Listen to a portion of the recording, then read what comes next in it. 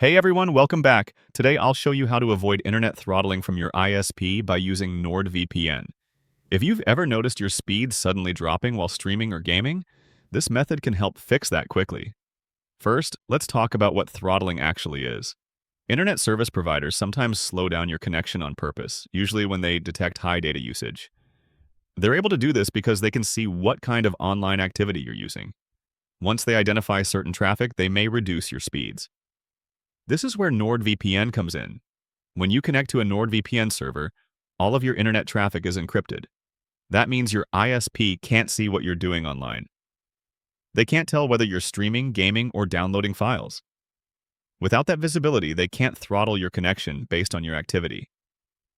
NordVPN also assigns you a new IP address. Even if your ISP checks the IP address they originally gave you, it will show very little activity.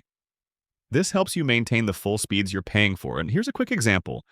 If you connect to a New York server and then check your IP address online, it will appear as if you're browsing from New York. Your real IP stays hidden, and your activity remains private. For the best results, connect to a server that's closest to your physical location and has a low server load. This usually gives you the best balance of speed and stability, especially for high-quality streaming or large downloads. And that's all you need to do to help avoid ISP throttling with NordVPN. If you want the best deal available right now, check the link in the description.